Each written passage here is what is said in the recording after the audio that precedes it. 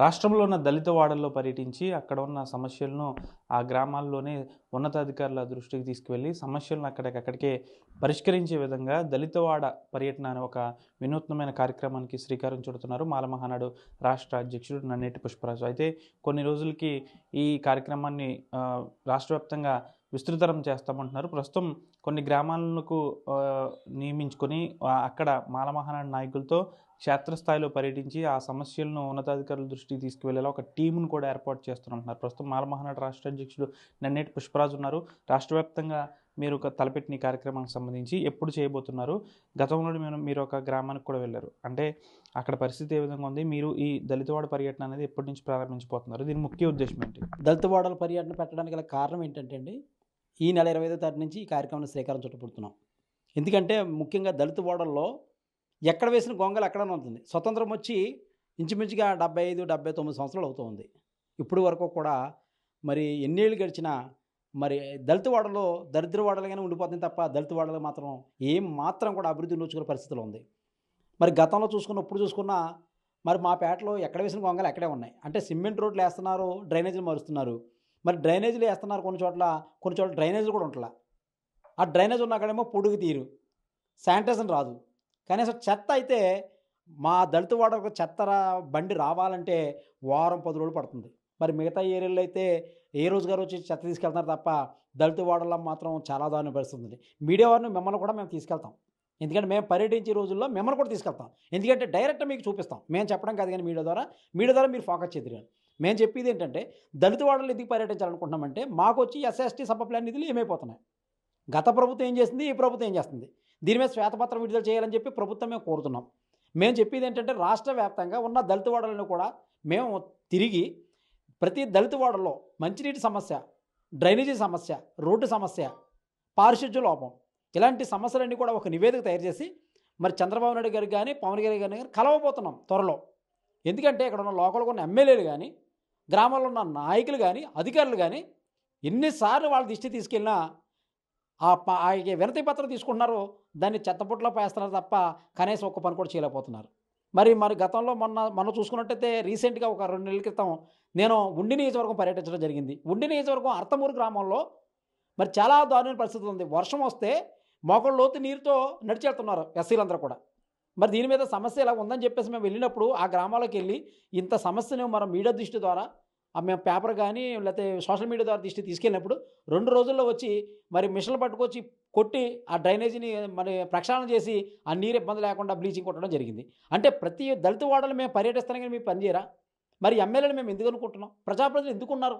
మరి గ్రామాల్లో మీరు ఎందుకు పనిచేయాలని, మరి మాకు పనిచేయడానికి కాకుండా మీరు ఏం చేయాలనుకుంటున్నారు అని దళిత వాడలకు మేము చేస్తున్నాం అన్నారు తప్ప ఎక్కడ మాత్రం ఏ పని కూడా నోచుకోవట్లేదు. అర్తమూరు గ్రామాలు చూసుకున్నట్టయితే 6 గంటలకి ఓసీలు బీసీలు ఉన్న ఏరియాలో 6 గంటలకు మంచినీళ్ళు వస్తున్నాయి.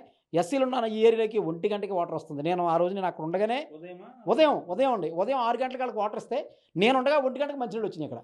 అంటే మరి మేము ఎస్సీలో రోజు అదే పరిస్థితి అండి. అంటే ఎస్సీలో మేము మనుషులం కదా, మరి మేము మంచినీళ్ళు తాగడానికి కూడా పని చేయమా? అంటే మేము ఎంత దారుణమైన పరిస్థితుల్లో ఈ దళితులు ఉన్నారో ఒకసారి అర్థం చేసుకోవాలి. ఈ మీడియా ద్వారా కూడా మేము చెప్పేది ఒకటే ఏంటంటే ప్రతి ఒక్కరూ రిజర్వేషన్లు ఉన్నాయి, దళితులు ఎలాగైనా సరే ముందుకెళ్ళిపోతారని ప్రతి ఒక్కరూ చెప్తున్నారు. అయ్యా, ఎవరైతే మా రిజర్వేషన్లో ఎవరైతే మేము తినేస్తున్నామని వ్యతిరేకిస్తున్నారో వాళ్ళందరూ ఒకటే మాట చెప్తున్నాం. రిజర్వేషన్లు ఇస్తున్నారు, రిజర్వేషన్లు ఉన్నాయి, కానీ ఏ మాత్రం రిజర్వేషన్లు మాకు ఉపయోగించే పరిస్థితి మాకు లేవు. అలాగే నిధులు వస్తున్నాయి, ఆ నిధులు కూడా మాకు ఉపయోగించే పరిస్థితి మాకు దాఖలా లేవు. ఆ నిధుల్ని మార్చి ఎండింగ్ దాకా ఉంచి మార్చి 31వ తారీఖున వేరే దానికి మళ్లించేసి ఇక్కడ నిధులు మిగిలిపోయినాయని చెప్పేసి వేరే దానికి చేస్తున్నారు తప్ప మరి దళిత వాడలు మాత్రం చాలా దారుణ పరిస్థితులు ఉన్నాయి. ఇప్పుడు ఎందుకు తిరుగుతానంటే ఎస్సీ వాడల్లో ఎన్ని ప్రభుత్వాలు మారినా మాకు హామీలు ఇస్తున్నారు తప్ప ఏ పని కూడా చేయట్లే. మా దళితులు కూడా ఓట్లు వేస్తున్నారు తప్ప పని చేయించుకోవట్లే. మేము ఒకటి అడుగుతున్నాం, వాళ్ళకి చేయొద్దని మేము అంటలా, మాకు ఎందుకు చేయాలని మేము అడుగుతున్నాం. ఈ మీడియా ద్వారా మేము అడిగేది ఏంటంటే మిగతా కమ్యూనిటీకి ఎందుకైతే పని చేస్తున్నారో వాళ్ళకి చేయొద్దని మేము అంటలా, వాళ్ళతో పాటు మమ్మల్ని కూడా గుర్తించండి, మాకు కూడా చేయండి, మమ్మల్ని కూడా మనుషులుగా గుర్తించండి అని మేము చెప్తున్నాం. మరి మేము ఇంత వాదన పడుతున్నా వీళ్ళు అలాగే మీడియా దృష్టికి వచ్చి ఇలాగే అలర చేస్తున్నారని మీరు అనుకుంటున్నారు తప్ప మా వేదనను మా బాధలను మీ దళిత వాళ్ళకి వచ్చి చూస్తే మా పరిస్థితులు అర్థమవుతాయి. ఎమ్మెల్యే గారి ప్రోగ్రాం అంటే అట్టాసంగా ఆ రోజు బ్లీచింగ్ వెళ్ళేసి అప్పటికప్పుడు ఉన్న నీరుని డివైడ్ చేసేసి ఆ టైంలో మంచినీళ్ళు ఇచ్చేసి హంగామా చేసేస్తున్నారు. మళ్ళీ ఎమ్మెల్యే గారు వెళ్ళిపోయిన తర్వాత మళ్ళీ యథావిధే. మరి ఇలాంటి పరిస్థితుల్లో ఈ దళిత వాడలు ఉన్నాయి. ప్రతి దళిత వాడ ప్రతి గ్రామం మీద పర్యటిస్తాం, ఆ గ్రామం పేరు తీసుకుంటాం, ఏ మండలం వెళ్తున్నాం మండలం తీసుకుంటాం, అక్కడున్న నాయకులతో మాట్లాడతాం, అక్కడున్న ప్రాబ్లం ఏంటో నివేదిక తయారు చేస్తాం.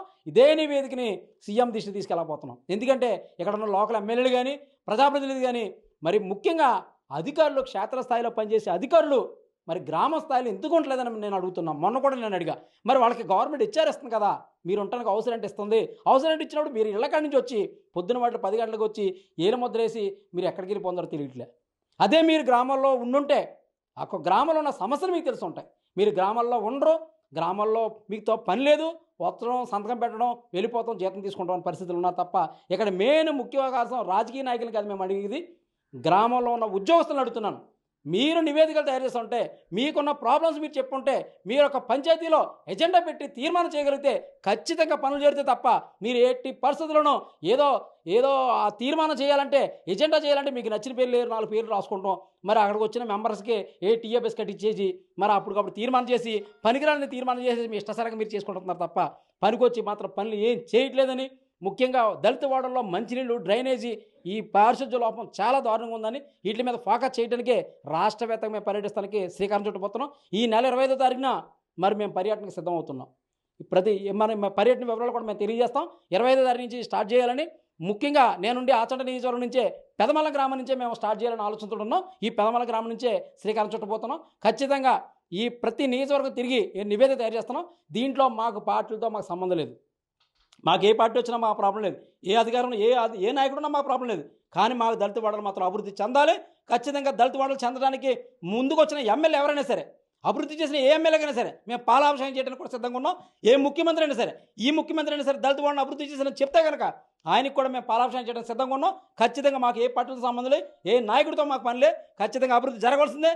జరగని పక్షంలో దళితులంతా రోడ్డు మీద అక్కడ సిద్ధంగా ఉన్నామని తెలియజేస్తూ మీరే నడిపిస్తున్నారు. చరిత్ర సృష్టించినోడు ఇప్పుడు ఆ చరిత్రని తిరగరాయబోతున్నాడు. అబద్ధాల గోడల్ని బద్దలు కొట్టి నిజాలను రాగా మీ ముందుంచబోతున్నాడు. నిజమైన వార్తల కోసం వెంటనే డౌన్లోడ్ చేసుకోండి రా యాప్ని.